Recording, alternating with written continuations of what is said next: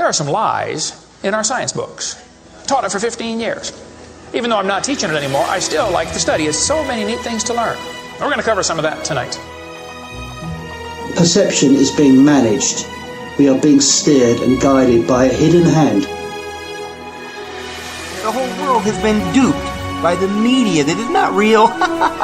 Smart thinking, possible time traveler, smart thinking. That night, boom, contact memory. And then just, Alex, if you don't agree, you'll be sent to a re-education camp. Just because I'm old doesn't mean I've lost my touch with the ladies. A lot of people here tonight felt like they lost. You know why? Now, experts are suggesting that we're in a golden age of shape-shifting reptilian sightings. Now, why is that? I was, and still am, a huge conspiracy guy. I literally ran out of new tin hat topics to research. It was most definitely not capable of melting steel. Then I would be a crackpot if I thought that was the case. Welcome to the Hypothetical Institute, a podcast about conspiracies. My name is Luke. I'm Salty. I'm Cam.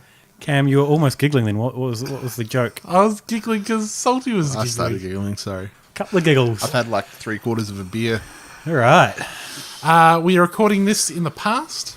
Yes. Worth mentioning because unlike our last past episode about Rasputin, this episode there is a chance that things might change. Yeah, that's fair. This one's about Putin. Less Ras, more Putin. Yeah. Anyone else got any good Putin puns? Putin on the Ritz? Yeah, I was listening to that today thinking, what could I do to bring that to the episode, but nothing. Is that the extent of your research? Yeah, okay. basically. He's a Russian guy, yeah? Yeah, that's the one. Yeah. And that's the thing, isn't it, folks? To understand Putin, first you do have to understand Russia. That is, it's a wise thing, Cam, that you've just come up with then. So, Russia. Mm-hmm. A land of contrasts. So, this is a podcast about conspiracies, and Russia is a country that doesn't mind the occasional conspiracy theory. They are lousy with conspiracies. It's a hotbed. It is. One of the big ones, the Protocols of the Elders of Zion. Was that Russian, was it? That was Russian. Well, it was originally designed to be like a little French one. Right. But the Russians, like Secret Service grabbed it, translated into Russian. That was used to like shift blame for how shit the Tsar was onto the Jews. Right. And was used to justify like anti-Jewish pogroms and things like that. What's a pogrom? That's when you bash a lot of people. Okay. It's not a good thing. A lot of burning, a lot of bashing. Jeez. After the Tsar was overthrown, things don't get any less conspiratorial. In fact, the overthrow... What year are we in when that happened? Oh, I don't know, the 20s. Mm-hmm. Russian Revolution. The Russian Revolution. Even that was widely believed to be perpetrated by English and German spies. Lenin's takeover. Then we get into, of course, Stalinist times. The reign of Stalin is basically all conspiracy theories. Stalin was very big on paranoia. Cool. And everyone, it was sort of drilled into everything that there were outside influences always trying to bring down the Soviet state. Stalin's the bloke who you can go see his body still, right? Yeah. Have either of you guys seen it? No. Have you? No, I've never been to Russia. Neither. Cam, been to Russia? No. And we're probably not going to be allowed after this. We won't be Russian to get in. Hey. So, with Stalin, like in every factory, people from the Ministry of Information or whatever would come into the factory and explain to you how outside forces were trying to bring you down. So they loved a conspiracy, sometimes with some quite serious consequences. There was a guy called Trofim Lysenko, who was a biologist. And this is just an example of, we've talked about, the AIDS denialism in our Foo Fighters show. Yep. The band, for people that didn't hear it, it was the band we were talking about and the AIDS denialism. But like the way that AIDS denialism led to so many millions of deaths. This guy Lysenko in Russia, he was a biologist. He didn't believe in genetics. And he managed to convince a lot of people in Stalin's government that genetics weren't real. There was no such thing as genes. Right. There was all Western science, Wall Street science. You can draw the dots together on that one. Did he think that, you know how America kind of popularised the blue gene, the denim gene? Did he think that was the same as genes? And he was like, no, it's just an American thing. We don't want to do it. Yeah, we don't want any of that here. No. He was very into nature versus nurture. You know, that whole concept? Where the Western scientists were saying, oh, nature's more important to plants. He was saying, no, I think the environment that you keep the plants in is more important. So he thought he could change how plants grew by like exposing them to different environments. So you could like grow a wheat that was better in winter by like putting it in the cold, and then like the next lot of wheat that would grow out of that would be really good at handling the cold. Right. It's not really how it works. No, it's kind of how it works, but not as quickly as that, and not as harshly as that. No, you can't light a bunch of wheat on fire and be like, well, the next lot of wheat it's going to be fire resistant. Yeah. Can I just jump into an aside here, and you can cut this if it turns out to be fucking rubbish? Is there the whole genes thing? Is there a potentially clever joke that Kevin Smith put into Clerks about that? Because he's got old mate Olaf, who's like the metal guy from Russia, whose band is called like Fuck Your Yankee Blue Jeans. I don't think so. No? I think blue jeans were a symbol of Americanism in the 70s and 80s to overseas countries. So that. Okay. Oh, no, his band name was Berserker.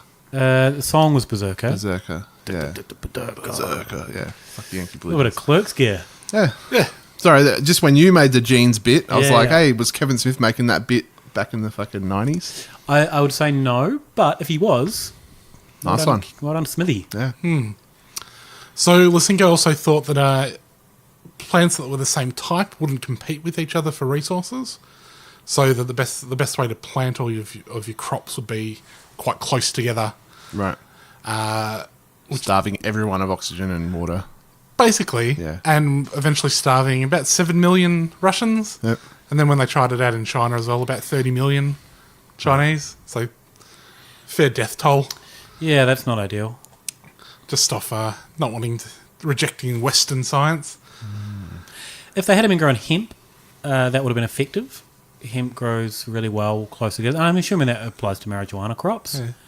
Yeah. Cheers, dude. Yeah. See how many you can fit in your roof? Fucking heaps. Yeah. Brown snakes love hemp and marijuana crops because they plant them close together and they generate heaps of heat, and then brown snakes hang out there. Yeah. Cool. I learned that when I was walking around a hemp field in bare feet, and someone said, probably don't want to do that. That's why you got to chuck in some red belly black snakes, because they're territorial. They get rid of the brown snakes. Okay, I'll do that next time. Yeah. Sorry, carry on.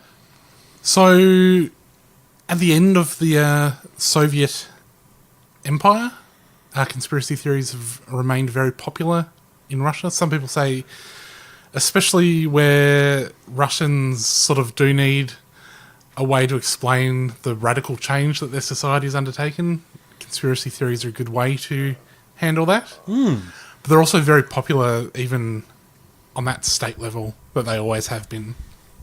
Whereas in like the United States or in Australia, conspiracy theory is that sort of fringe thing.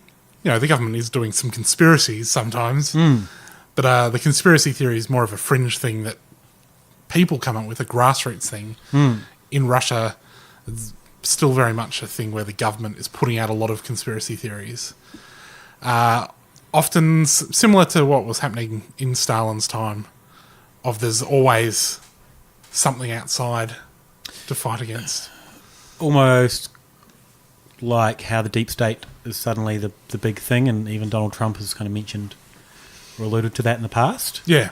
Or how maybe right-wing politicians in Australia would come out and say that someone convicted of child sex offences would be a left-wing plot. Yes, almost like that. Yeah. So there is a thing in Russia called black PR. Okay. Or you might call it virtual politics, which is black PR is like making up conspiracy theories about other people, like about opposition parties and things like that. Virtual politics is sort of, I guess you'd call it the theatre of politics, but they really take it up to another notch, like where you'll have these other parties that don't really exist. Right. So like there was a far-right party called Radina that is widely believed to have just been a government construction. Right. To then have something to, rail against.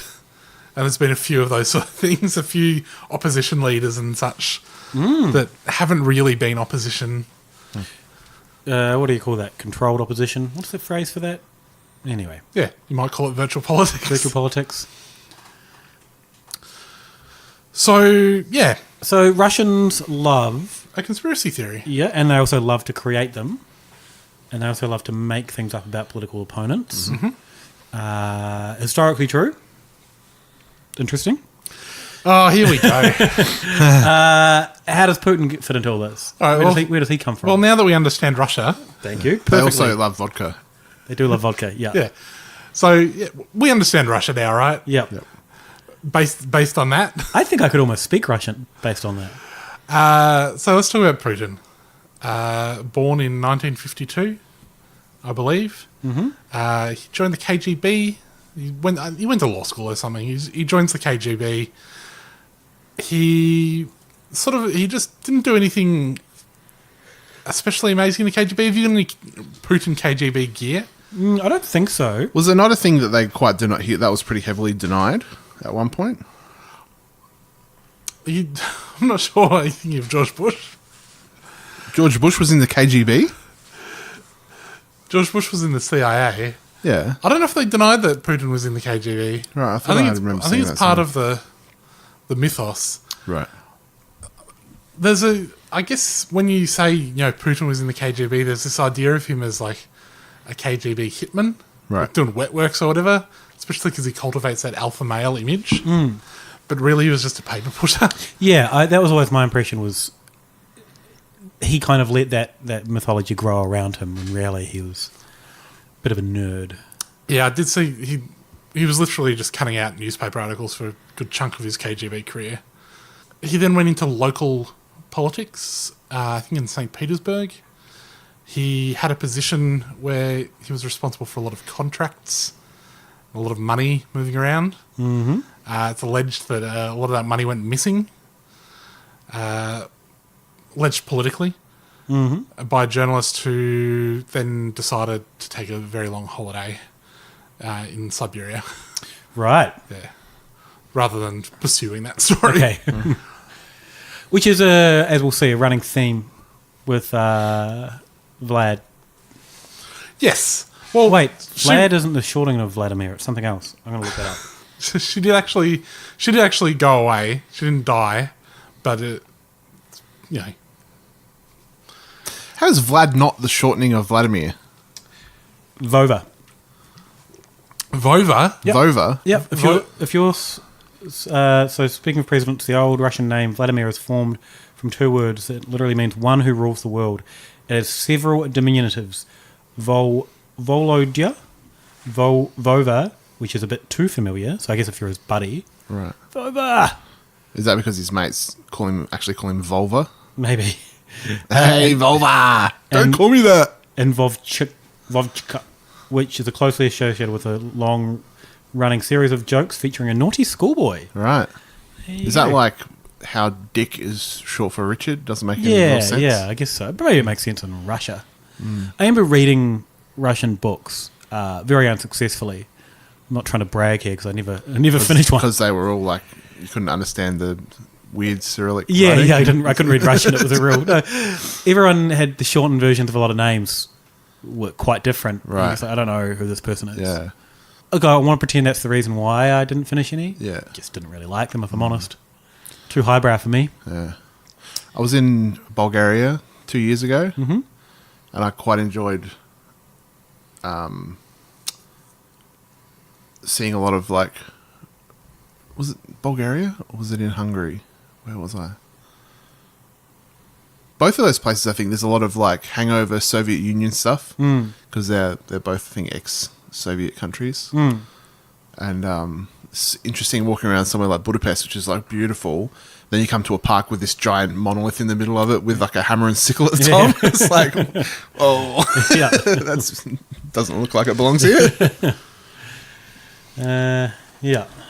Anyway, slightly off topic. Yeah, sorry. So the rest of his political career before he becomes president, he's made the director of the FSB, which is the successor to the KGB. Yeah, whenever you hear FSB these days, it's just KGB, right? Yeah. He becomes, he's made deputy prime minister, and then later that day becomes prime minister. This is not... That's a fast succession. It is a fast succession. This is not dodginess at this point. This is just Russia. Russia at that point was cooked. Yeah. So it is dodginess, but not him being dodgy. It's just... Yeah. He wasn't like, you're now vice president, and he just walked up to the other guy and knifed him. Yeah. Judo flipped him. Yeah. He couldn't have. More on that later. Oh, can't wait for that. So that's 1999. He becomes prime minister. At that point, Boris Yeltsin was very much on the way out. And so there was a lot of jockeying around for who was going to be the next president of Russia. So they have a president and a prime minister? Yep. Right. And he's been both. Okay. But it's something that happened in September of 1999 that really sorted out all of Putin's rivals for the potential presidency, and that was the Moscow apartment bombings. Right. And this is one of the most popular conspiracy theories in Russia, which is not pro-Putin, right, and which is probably true. Okay. So in 1999, September 1999, a bunch of bombs went off in Moscow, blowing up different apartment buildings. There was one on the 4th of September, a 5-story apartment building in Dagestan was blown up. It killed 64 people and 133 were injured. On the 9th of September 1999, another 400-kilo bomb went off outside an apartment building in southeast Moscow, killed 106 people and injured 249 others. A few days later, on the 13th of September, a bomb went off outside an apartment on the Kashirskoye highway. That killed 119 people and injured 200. And on that same day, a guy called the police and told them that there were bombs planted in several locations and that he'd been asked to rent basements as storage facilities, and he'd put it together when he'd seen where bombs had been going off. A little bit more about that in a second. On the 16th of September, a bomb went off outside an apartment building in Volgodsk. That killed 17 people and injured 69. And a few days later, the bombs came to a close when residents in Ryazan on the 22nd of September saw two suspicious men carrying sacks into a basement from a car with Jesus, that's fucking Russian, isn't it? Moscow number plate. Just carrying a sack full of bombs. They called the cops. The cops showed up, found bombs in the basement of the building. Perfect, got the bad guys. They did manage to do some sort of phone trace where they caught people talking about splitting up to get out of the city, and then they arrested the people who'd been spotted placing the bombs. Good. Surely they had no link to the Russian government. They were FSB agents. Oh, okay. The local FSB agency had tested the explosives that they found in the basement of the building and confirmed that they were RDX, which is a type of explosive. A little while after this, they completely changed their story. It was just sugar. Right. In a sack that had somehow set it off. And the whole thing was just a test to see whether people were paying attention, especially given that there was this bombing campaign going on. We've got to make sure people are vigilant. By having a fake bombing campaign. They claimed it was a training exercise. That triggered, though, the bombing of Grozny. Yeah, so in response to this, it was blamed on the Chechens. Yeah. And so they went all in with a total war strategy against the Chechen rebels, which made Putin incredibly popular. So the bombing happened. So they caught these guys thinking they were bombs, blamed it on the Chechens, started the bombing. They hadn't even, and then it came out, oh no, it's a training exercise. Well, that was the story. It didn't stop anything, though. Even though we all, the veil was suddenly lifted. Mm. It's like, okay, we know that the government was probably pretty much behind this. Well, the only one they were busted on was that last one. Yeah. Even though all of the other ones were sort of very similar. So the other thing about the guy that called the cops was that he said the guy that asked him to rent all of those basements was another FSB agent. Wait, which one did someone announce the bombing had happened 3 days before it happened? So that was the one in Volgodonsk. Okay. In the parliament, in the Duma, and a parliamentarian got up and said, I've just heard there's been another bombing. This one's in Volgodonsk. There hadn't been. It didn't happen for another 3 days. He'd been given the notes from the FSB, but he'd gotten them mixed up, and he was announcing the wrong one. Don't mix up your bomb notes. Yeah, that's. I think BBC learned that with Tower 7. He got called out. Jeez Louise. He got called out on it in Parliament. Someone asked us, how was it that you announced on Monday the bombing that didn't happen until Thursday? They just cut the mic. Jesus Christ. So Russian. They didn't even bother to stop the bombing. Oh, this is going to make us look bad if we go ahead. They just do it. Yeah. We've done all this planning. So, there's a few journalists that were looking at this, right? Yeah. Do you want to talk about them? There was journalists. There were people within the Russian government. There was Litvinenko. I guess is the most famous person who called it out. Yep. He was someone who was he was a government agent who came out and said that the Russian government was behind this. Mm. You'll remember he was also the guy that copped a sneaky dose of polonium in London a few years later. Two other... So they had a commission into it, and two of the members were assassinated in a short time. And then one of the lawyers for the commission was arrested and served 4 years in prison for spilling state secrets. Yeah, there was another guy that seems quite lenient. Yeah, I think you'd be like, shit. I wonder if he sung like a bird. Yeah. To what he knew. Or maybe maybe he just got a cushy job and he was on the inside all along. But yeah, you'd be relieved you didn't get a poison or a shooting. Yeah. There was another guy called Mikhail Trepashkin who was looking into it, and they ended up fitting him up on fake gun charges. I think also the way that Litvinenko originally got involved in it all was Litvinenko was assigned to murder Trepashkin. But yeah, that's the Moscow apartment bombings, and yeah, in the wake of that and their campaign against the Chechens, he was just massively popular, and he blew all of the rivals for the presidency away. Right. Which led to him eventually becoming the president. Oh, back on Litvinenko, sorry, it's a point that I forgot. 2 days before his death, he wrote a statement, in case he does not make it. Just in case. Yeah. And suddenly, yeah. I mean, and there's other stuff with the bombings. I mean, the explosive that was used, besides the fact that they caught two FSB agents placing it in a building. Yeah. There was only one place that it came from, which was a facility that was guarded by the FSB. Right. There was a sketch of like a guy, one of the guys that was involved in renting the apartment buildings.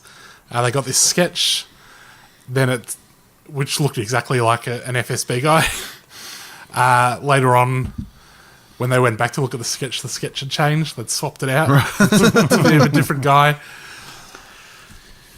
I guess 90s Russia, there's a lot of mafia stuff going on, and one of the things that Trushenko guy had looked at was connections between the FSB and the Chechens, where they were like actively collaborating, even though there was supposed to be this war going on. The FSB were like so corrupt, or that was just the way things were, that they were selling them guns and stuff, which then they're using against Russians. It's very 1984, kind of building up the enemy. Sure, or just like 1994. Oh yeah, that's fair. What was happening? Yeah. So that kind of helps cement that war helps cement Putin as a strong leader. Yeah, everyone loved him as a result. He becomes the president. Sort of almost fucks it up in the year 2000, I reckon. Well, the bloody Y2K bug had everyone on edge. In 2000, there was the Kursk submarine disaster. Oh, I remember that. That was when what actually happened was that they had this submarine and they were doing, I think, an actual training exercise with a bomb. They were doing using a training torpedo, and there was something faulty about it. Went off inside the submarine, and I believe that it sunk the submarine. I don't know if this was like something. I don't know all the details, whether there was a rescue or if it was just a recovery or whatever. But Putin did not handle it well. He was like off on the beach while he should have been fucking leading the charge. Yeah, he was looking too slick. And I guess this is an example of how Putin, like in the modern day Russian government, there's these government conspiracy theories. The Russian government put out this idea that actually the submarine had been hit by a NATO sub that had rammed it. Right. And that's what had caused it. And they put that out as a big thing before eventually the truth came out that it was this accident. He also he went in hard on the press, because I guess the press was going in hard on him. Yeah. It's 2000. They hadn't bought all of the media yet. Yeah. So he blamed the fact that the Navy was unable to take charge of the situation on the oligarchs who owned the media. So he blamed these media owners for making their Navy weak so that they couldn't handle this. Just an aside, being in a submarine, so terrifying. Don't understand how they work. It's just this thing that, Yep. It's basically just a big thing that's waiting to crumble and implode. It's just dying to. And if it doesn't implode, bloody torpedo goes off. Yeah. And you're at the bottom of the ocean. Well, Putin's on a beach somewhere. What's with the training torpedo being explosive? Should it not have just been a big dummy bit of foam they shot out of the pipes? I'm no torpedo expert. I don't know how these things work. So aren't torpedoes propelled with a little propeller? Yeah. Should it not have just been that's how they look in movies. Should it not have just been a big PVC pipe filled with sand? Yeah. With a rubber band propeller on the other end, and they go fire. Yeah. Thung, and it goes. And they're like, well, that went out the hole, so the real ones will work. Yeah. I guess you want to get on the phone to the torpedo test people? I want answers. So I'll read you a quote from Putin when he was asked by the families of victims why the government had taken so long to get any help from foreign countries. He said that the media had lied about that. He shouted, "They're lying, they're lying, they're lying. Liars, liars, pants on fires." He said they'd better sell their villas on the Mediterranean coast of France or Spain. Then they might have to explain why all this property is registered in false names under front law firms. Perhaps we would ask them where they got the money. Went in hard. Fake news. Fake news. Fake news before there was fake news. Yeah. Sounds similar to your mate, Robbo. Sounds similar to my mate. What do you mean? Donald Trump. Oh, sure does. Now, if you'll allow me the most amazing segue, people might also ask where Putin gets his money. And there's quite a few theories about Putin's wealth and how much he has. According to official Russian numbers, he has earns a wage of $112,000 a year. He's got 13 bank accounts with a combined balance of $241,000. He needs to get a bit of savings plan. Yeah. He does. Sound of it. Well, it's because he's got so many fucking bank accounts. He's not earning any interest. Yeah. Spread it too thin. Yeah. You know what he needs? He needs one of those little apps that knocks the last few rubles off every time he buys a coffee. Chucks it into an investment account. Superman 3 scenario. That's not what the Superman 3 thing was. I think they're called Superman 3 apps. Yeah. He owns an 800 square foot apartment in St. Petersburg. Did you get the iOffice Space app? It's not what it is. 230 shares in the Bank of St. Petersburg, and he owns 3 cars. I use Android, by the way. So I use Android, so it wouldn't be an I. Or anything, yeah. So, fair enough. Yep. He's a modest man of modest means. According to other people, according to one Russian political expert, he's actually worth $40 billion because he effectively controls Surgut Neftgaz, an oil company. Right. According to the New York Times, the CIA puts his wealth at $40 billion. That's the same number. Yeah, it is. Fair enough. Anyway, cut that. No, it's good. Leave it in. That first guy later on revised his estimate of his wealth up to $70 billion. Whoa. Does he realise he's not bidding against the CIA? And in 2017, Bill Browder, who is described as a Kremlin critic, put his wealth at $200 billion. Jesus. Which is quite a bloody bit. That's a lot of money. It is. In the Panama Papers, do you remember those? Yeah. He doesn't really show up. There is a conspiracy theory that that might be proof that Putin is behind the release of the Panama Papers. Okay. There were Russian hackers involved. But, sometimes Russian hackers can just do a little hack. They don't have to be Russian government hackers. Yeah. Does the Panama Papers have anything to do with Van Halen? Little bit.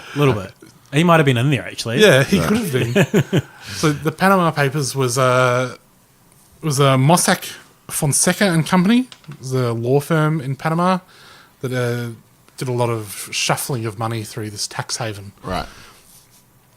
Yeah, so they think that Putin might have been behind it because he doesn't really feature in them. And a lot of his sort of enemies in Europe do. There's not a lot of Americans in there just because there's other tax havens that Americans use. Yeah. Putin's not in the Panama Papers, but a guy called Sergei Roldugan is. He's a lifetime friend of Putin. He's the godfather to Putin's eldest daughter. And he's a cellist or cellist. Isn't your brother a cellist? No. Piano player. He's a pianist. Yeah. They could team up, though, and do a little duettist. Sergei had moved billions of dollars through this company. Right. Just huge amounts of money. He says it was all just donations from wealthy fans of cello music. Okay. And it was to help kids buy cellos. Sure. That's billions of dollars. I'm assuming every kid in the world has a cello right now. Yeah. So, yeah, a little bit dodgy. I actually don't know what the song Panama is even about. It sounds like it's just about a chick. Panama. Yeah. Panama.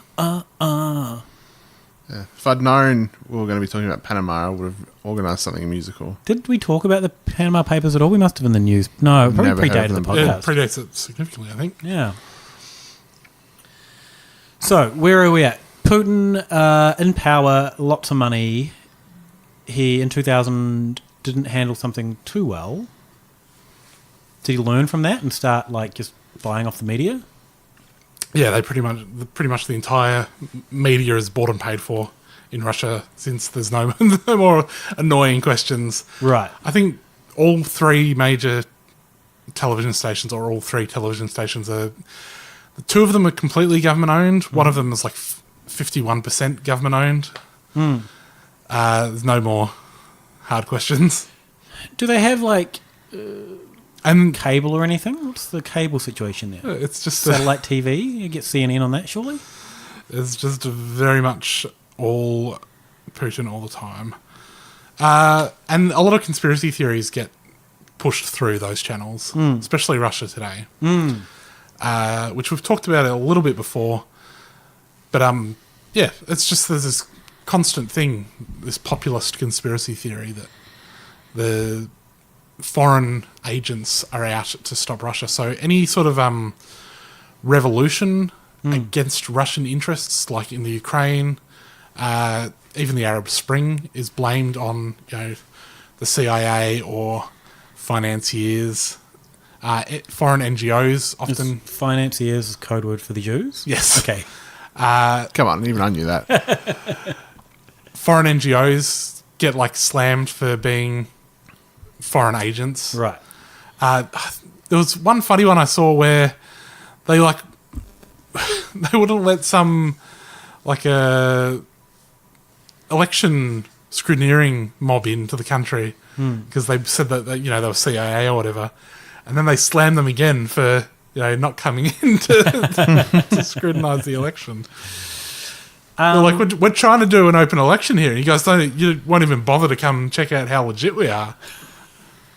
Do we want to take a short break and then we can come back and talk about some specific fun little Putin things? I've just got one more. No. So there was a couple of ones that jumped out at me. The funniest one was that the revolution in the Ukraine, or the conflict in the Ukraine, was actually caused by lesbians. Oh, yeah. They were so dinger hungry that it had sort of driven them mad. That was something that was broadcast on RT. Classic problem that lesbians have. They didn't. They just get dinger mad. They didn't refer to it as dinger hungry. That's my spin on it. But that was basically what they broadcast. Right. There has been some pretty horrible things coming out of there about, particularly in Chechnya. Was it Chechnya? With homosexuals being abducted and murdered. Right. As well. Just to bring it down a little bit. Yeah, thanks. Which I don't know how much Putin has involved in that, but it's certainly state things. I just thought not ideal. I'd bring up the other most popular conspiracy theory in Russia, which is something called the Dulles Plan.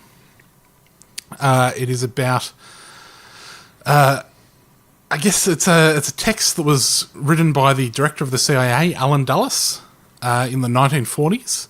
And it's basically his plan to destroy the Soviet Union. And if I can just read a little bit of it. We shall throw everything we have, all the gold, all the material might and resources, into making the people into fools and idiots. It is possible to change the human brain, the consciousness of people. After sowing chaos there, we shall imperceptibly replace their values by stealth with false ones, and shall force them to believe in these false values. Thus we shall find like-minded people, our own helpers and allies in Russia itself. Episode by episode, the tragedy will be played out, grandiose in scale, of the death of the most intractable people on earth, of the definitive, irreversible dying out of its self-consciousness. That was in the 40s. That was in the 40s. That was Alan Dulles laying out their whole scheme. It turned out that was ripped off pretty much word for word from a book called Eternal Call, where an SS officer was doing his evil plan speech. And so it's basically the same as the protocols of the Elders of Zion, which was all ripped out of a book. Yeah. Where they lay out their evil plan.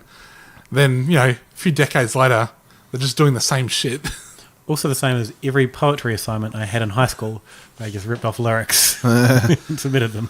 They just waited 25, 45 years to 1985. They could have just let Rocky sort it out when he went to Russia and fought Ivan Drago. Was that 85, that one, though? Yeah. Really? Classic ending of that. If I can change, you can change, we can all change. Yeah. And then bloody Gorbachev gets up and gives them a little clap. Right. Classic movie.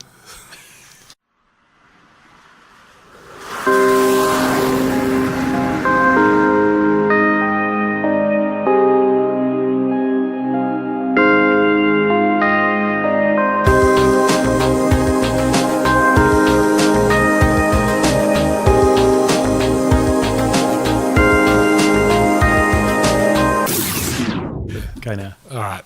So that's Russia. Welcome back. So, that good? Yeah, I'm done with that bit. It was good, though. I enjoyed it. That's Putin. That's Russia. That's the serious stuff. Yeah. There are a lot of stupid conspiracy theories about Putin, though. You say stupid, but come on. Who's to say he's not a lizard? Yeah, that's fair. Well, I guess I do want to acknowledge I'm sure there are hundreds of little very, very serious ones that we could probably dive into each individually. This is very top-level Putin stuff. Yeah. If anyone's going, why didn't you talk about whatever, maybe we will one day. At us with your favourite Putins. Well, when the Moscow bombing thing was being put to him, he says that we couldn't have done that because the FSB is too moral for that sort of thing. Now, that's clearly not true. Yeah. But imagine how much worse it would be if he was a bloody vampire as well, on top of all this. I'm assuming you're going to give us evidence to show that he is. It's just one of those classic Keanu Reeves old photos that look like someone things. Yep. People have... I was like the soldier in the 20s and the soldier in the 40s and stuff. But those are daylight photos, though. Yeah, I know. These people haven't thought it through. Okay. Daywalkers, come on. Yeah, no, fair. So there's a bunch of these with Putin. Even the Mona Lisa. Yep. People say, oh, yep, there's Putin. People theorise that, he appears in history whenever Russia needs help. It's just because he's got that little smirk. Yeah. Bloody wry little Mona Lisa smile. I was watching a video... Wouldn't be quite as effective saying if you said, look at her, she's got one of those bloody little Vladimir Putin smiles. I was watching a video on the YouTube. You guys might have heard of this one. YouTube, yeah. Yep. I go there quite often. I had to stall when I still couldn't find it. Mostly music videos and building thing tutorials. Oh, yeah, that's pretty good. Basketball highlights for me. Yeah. Fucking love a basketball highlights clip. Watched a bunch of animal attacks the other night. Oh, that's pretty good. Fucking psycho. So he popped up in the Civil War in 1920. There's a photo of someone. World War II, 1941. There's a pilot that looks just like him. Is it a Russian pilot? Yep. And then with... Wait, what Civil War? The Russian Revolution, I'm assuming. Okay. Then there's a picture of him with Stalin, which is hilariously bad. It's not like it's the most Photoshopped thing you've ever seen. Right. And then there's footage of... in 1998... This is when Russia needed a leader most. There's footage of this, and I don't know where this footage comes from. Someone's filming allegedly a cryogenics lab, and there's a A120, which has some significance to Putin. I can't remember what, but that's apparently his number, and it's being defrosted. It's been wheeled out to be defrosted in 1998 when he starts. They need him to kick things off. Right. The old Demolition Man scenario. Yeah, it's exactly it. Never mind that he was around in 1998. Yeah. But they use kind of his obfuscated history to say, oh, we don't really know where he comes from. Yeah. He just gets wheeled out and defrosted every time they freeze him, put him back. It is funny though, his roles are just a random dude in the 20s, a random pilot, and then the president. Yeah. That's when they really needed someone. Yeah, and posing in a famous portrait. Yeah. We needed to unfreeze someone to put in some dodgy orders for guns and shit. Yeah. I also got some Gog and Magog gear. Yeah, please do share with us your Gog and Magog gear. Look, I'm not going to lie. I came back and read it back later on, and I was like, I don't know what I was trying to get at. There's a big chunk on it, I think maybe on a few sites about it. And... apparently he's one of them. It was very confusing. Have you got all the place names written down there? Yep. So, no, it doesn't make any sense what I wrote down. Why don't you read out what you've written down? This is probably just copied from Wikipedia or someone similar. Yeah. Meshish is named with Tubal and Rosh in certain translations as principalities of Gog and Gog, Prince of Magog. In Ezekiel 38:2 and 39:1. And is considered a Japhetite tribe identified by Flavius Josephus with the Cappadocian Moshenai. Robbo, I should have given this context when I wrote it down. I've got to say, mate, you didn't write down anything particularly helpful there. No. What have you got? Well, just from what you said, I remember that Meshish is supposed to be Moscow. Yeah, right. And I think Rosh is supposed to be for Russia. Yeah. And... the idea is that Putin is Gog, that he will rule over this area. And I think the idea is that the Russian Empire will return, and all of the these former Soviet states will be reunited with it. We discussed this in the Gog and Magog episode as well, didn't we? Yeah. I should have just referred to my notes from that. You should have. Just a random Wikipedia thing I copied two weeks ago, full of words that I don't know. Yeah, it's just a thought for next time. Yeah. Listeners, a little peek behind the curtain of my research right there. I also read this enlightening, presented itself as news. I don't think it was really news, about Putin. And it said, this is about the conspiracy theories around him and about, he's throughout history. There are always rumours and gossips on those famous celebrities, leaders, rich and famous. Most people enjoy or like to read about all these gossips and rumours. Why is this so? This is to create more topics for discussions, news as a way to distract people from daily lives. Vladimir Putin, the Russian leader, is always on a limelight for gossips and rumours. There are many rumours that Vladimir Putin is immortal. There's a theory that he is an alien in disguise as a human, and that's shown in the photo from 1920, the Mona Lisa. Are these photos being edited, or it is a coincidence of such similarities? Vladimir Putin has not given acknowledgement or comments on this, though there are many such gossips being directed to him. Whew. So there you go. That's some enlightening stuff I found on that one. Yeah. Why would he address it? A, he'd either want to be hiding it. Yeah. Or B, if he comes out and denies it, everyone would go, wow, that's what he would do. Yeah. Yeah. That's exactly what Mona Lisa would say. Yeah. I watched a video. Went to the old YouTube well of trying to just find videos of like his hologram slipping and his lizard eyes coming out. Yeah. Because I haven't looked at any of those videos for a while. And there was one, and this guy's like, look, his eyes change colour suddenly, and he flips it back and forth. And it's like, yeah, fair enough. In the footage, it does look very much like they go from pale blue to very dark. But then the guy makes a comment, which I don't think I'd come across these guys saying before, which was, he goes, well, we have, everyone has like a reptilian part of their brain. And I'm like, yeah, okay, yep. That's what they say. Mm-hmm. He goes, pull out any photo of yourself and look at it. Everyone has one slit reptile eye. Everyone. He goes, we're all a certain cast of lizard people. Everyone. Give us a little peek at your papers there, Salt. Oh, yeah. Which eye is it of his? My eyesight's not good enough to really see. I also have quite dark eyes. Yeah. You can't see my pupils. I can't see either of them. Can you see my pupils? Yep. Round. Yeah. Round. Two roundies. Round. Yep. Yeah. Definitely round. Yeah. Oh, no, a gang of not lizards. Unless there's only a thing that comes up in photos, but I don't know. I feel like I would have noticed it before if in anyone's photos. Yeah. Also, I like his bring up a photo of yourself. Yeah. Like just a photo of anyone. Yeah, no. Just surely you can see it of anyone if everyone's got it. If anyone out there who listens has a photo of themselves where it looks like they have a lizard eye. And they're not wearing lizard eye contacts. Yeah, add us. Send us it on Twitter. Yeah. We would love to see it. Yeah. Show us beneath your holograms. Yeah. That's the new sleazy line of the year. Did you guys come across the one where he famously dived for ancient artifacts? No. This is probably one of my favourite Putin things. Is this placing him as a Nicolas Cage style character? Kind of. He remarkably discovered 2 ancient Greek urns on the floor of the Black Sea during a scuba diving exhibition, which I think was filmed. So there's video footage, and I think maybe the media were there to see him diving for some reason. Right. He owns the because media. he'll probably have his top off. Yeah. In the footage of the dive, Putin holds 2 fragments of what is said to be 6th century amphora. He says, "The boys and I found them, and they were found in about 6 feet of clear water." Later on, the official spokesperson for the government quietly came out and said, "Yeah, no, it's not true." Right. But it was never meant to be true.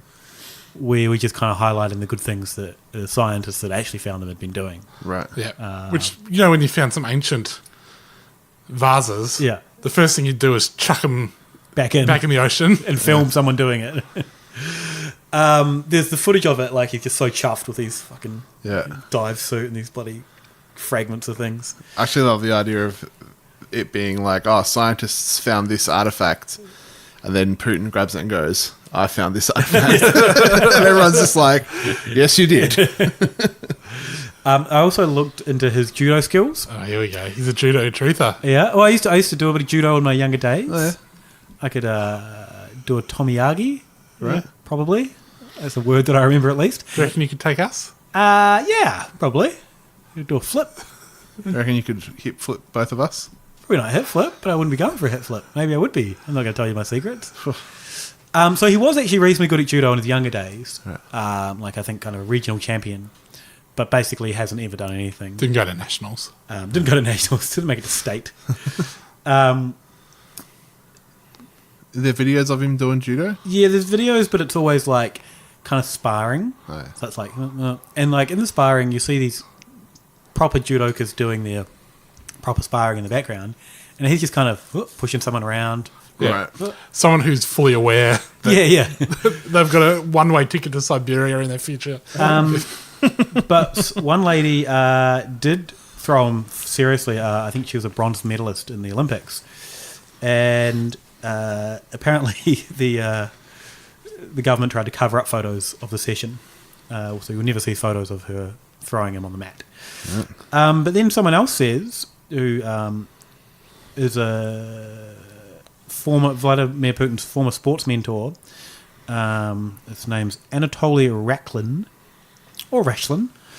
In judo, there are people who have more developed either right or the left side. He had both sides absolutely equally developed, indicating that his left and right brain were equally functioning. This rarely happens. Perhaps the reason he was unpredictable and on the strength of that often won a battle with much heavier and stronger partners. There is no evidence for this at all. Yeah. So is that such a wonder that people with only half brain, hardly active, like Clinton and Obama, is in such fear of him that they completely lose it and call him names like that poor aforementioned beaten kid? I didn't copy the bit about the beaten kid, so I don't know what that's referring to. So his sports mentor says he's just got he's pinging. Yeah, he gets on the mat and he's pinging. Perfect brain specimen. Slide aside, there's a good video that went up today or a couple of weeks ago when this goes out from Vic Berger. Yeah. Of Steven Seagal doing like exhibition martial arts tournaments, and he's just not really doing anything. He's just like loping around looking bored, and people are running at him, and he puts an arm out and they just throw themselves. There's like two girls in the background just pissing themselves, and everyone else is trying to look serious. It's very funny. Look it up. What else you got in Putin? That's about it, I think. I did have one other thing I was going to mention at some point. I meant to say that I wasn't going to refer to this guy, but I did. The guy that said that Putin might be behind the Panama Papers was a guy called Clifford Gaddy. And when I saw his name, I was like, well, I feel like I've seen that before. It's because I got bloody Baader Meinhof by the LaRouche people the other day. Clifford Gaddy was one of LaRouche's people in Sweden. The like war deserters that we mentioned in the Patreon episode a few weeks ago. He like went full LaRouche, but then later on he became this Russia expert. Right. I was like, I don't know Clifford Gaddy, but anyway. There are also rumours that Pussy Riot are part of the Russian conspiracy, the controlled opposition. But I did a little looking at Pussy Riot and where they came from. So there was already an art collective called Voina. So Pussy Riot is, everyone thinks of them as the 3 or 4 in that band that got arrested, but they're kind of a greater collective. So they came out of another collective called Voina, which means war. But it was a male and female group, and so they had this plan to bust the buzz, where they would go to police officers, in this case I'm assuming they're the buzz, and bust them, which means kiss them. So like they go along and start to compliment the officers and start to be their friend, and then just lean in for a little kiss, little make out, little smooch. None of the blokes wanted to do it though. In the art collective, they're like, nah, not gonna kiss a cop. So Pussy Riot formed out of that, ditched the blokes, become Pussy Riot, and become one of the most prominent political things in the world.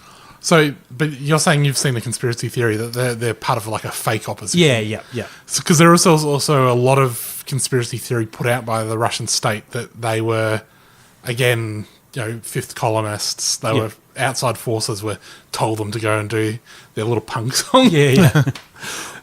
One of them was on that House of Cards. Right. Had like a cameo on it, which I thought was kind of weird. Pre-cancellation, otherwise you wouldn't be watching. Yeah. Well, no, because then once he was cancelled, went into her one.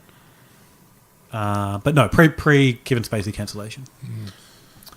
Also in the music realm, I think Skyhooks should get together with a new singer, obviously. Respect, rest in peace. Who was that? Shirley Strawn. Okay. Died in a helicopter accident. And update the song Jukebox in Siberia. Add in a little Putin verse. Okay. Because this was written in like 1990. Yeah. There's a lot they could add into it. Yeah. Kind of. The lyrics are trash, this. I remember when I was... Soldiers like, I'll do a little Jukebox in Siberia bit. Come on, Skyhawks. Come on, Skyhawks. What do you mean they're trash? Are they... Oh, it's just like, in the land of the midnight sun, Rasputin's having so much fun. Trotsky, Marx and Lenin too, they're all drinking at the bar. Khrushchev, he's there looking cool. Mikhail and Brezhnev, shooting pool. Fucking hell. Ivan's up from Gorky Park to hang out with the Tsar. They've just like taken a whole bunch of Russian people, famous Russian names, and slammed them into a bar scene. I remember when that song would come on the radio when I was a youngster. For some reason, the radio show that I listened to would play it every now and then. Yeah. Oh, it made me so mad. It's such a terrible song. So, final Putin thoughts? I don't know. I got a parliament bombing pilled. Okay. Researching for this. Although I think I was already sort of aware of it. I was ready to be pilled on that one. As in, not you agree that that was a conspiracy. Yeah, I think the FSB did it. Yeah. I mean, it's one of those things where people just say. The thing is, it's one of those things where, like 9/11, you could say, all right, maybe Bush didn't do it, but he took advantage of it. I think the FSB definitely did it. I think the argument that people make is that there's no way they would have done it without the go-ahead from Putin. And he definitely massively profited from it, perhaps to the tune of $200 billion. But reading about Putin and like his early years as just like a spivvy public servant, I was like, I wonder if this is why he and Trump get on so well. Because he just sort of sees another con man. Yeah. I mean, Trump kind of wants to be like him. Trump's been conned by him. Trump's got a little crush on him. Like he does all authoritarian leaders. It's like if you're Putin and you're looking at, even though, Clinton was not that clean either. But if you look at the two of them, you're like, well, this guy is basically the same as me. Yeah. And also you would want him in power rather than... Because he was going to lift sanctions. And he had wanted to... And he was still doing deals with Moscow to get Trump Tower going while he was president. Here we go. We're not talking about that stuff today. Well, it's related to Putin. Oh, It's related to Putin. Here we go. And that's all come out in the bloody... It's probably more has come out since recording. So... What if everything's come out that just completely puts them in the clear? I'm confident in my initial assessment years ago when this started happening, a year or so ago when we started talking about it, that I was right. Little fun Russian thing that has been in my life for a few years. A long Just time a shot of vodka.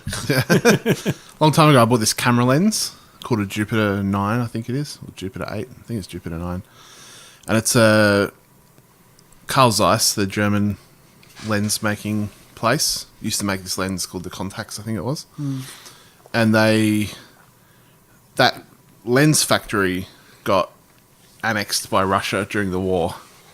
They took it over, and after the war, as part of war reparations, Russia was given all the stuff in the lens factory that was German, the Carl Zeiss factory, and then Russia just started pumping out really cheap versions of this lens that was super expensive and elite that the Germans used to make, and I have one of those Russian copies. It's really cool. There you go. Just a little bit of trivia. It's good to know. I think I looked at a Russian lens once. I was looking at old cameras. It's good. I'll show you afterwards. It smells like tank grease. So hardcore made. That is a fucking selling point. It is a tank. Well, where can they find us online? You can find us at patreon.com/hypothepod for special bonus eps every week. You get a good one. Yeah. It's like we record our normal ep and it's like, yeah, that was fun. That was a really good one. And then we record this extra one for Patreon. And a lot of the time we go, that's where the gold was. A little bit looser. A bit looser. A little bit free-spirited. It's just us at our best, I think. Yeah. You can also get badges and pins and things. And thank you to Tammy, our cooked $33 sponsor. Thanks, Tammy. Thanks, Tammy. Where can they find you, Robbo? You can get me at aleofatime.com. I think I'm doing some events for Good Beer Week, which is probably released by the time this comes out. So check out goodbeerweek.com. If you punch in Luke Roberts and my little event will come up. You can eat some oysters and taste some beer while I talk about it. Cool. Sounds entirely unappealing. Yeah, I do not want to be doing that. What the fuck? Why don't you like oysters and beer? Oh, I like oysters and beer. It's just the Robbo part of it. The company. I don't like oysters, though. I'm bloody informative. You wouldn't believe how much information I get across. In this how much for this event is you fucking going on about the steaks? Vibrancy. What is it? Leather bag steaks? Carpet bag steaks. Carpet bag steaks? Here's the thing, right? Let's go, okay, let's make take a steak, right? Yeah. Let's just make it shit by cutting it up and stuffing some fucking soggy snot seafood in it, right? And then, look, this is gross. How can we make it more appealing? We should give it a really appealing name. Carpet bag. It's like, you fucking nailed it. You can give that man a promotion. You can get my carpet bag steak news at Carpet Bag in Melb, or our update on all the carpet bag steaks happening in Melbourne, of which there is one, and you don't want it. Where is it?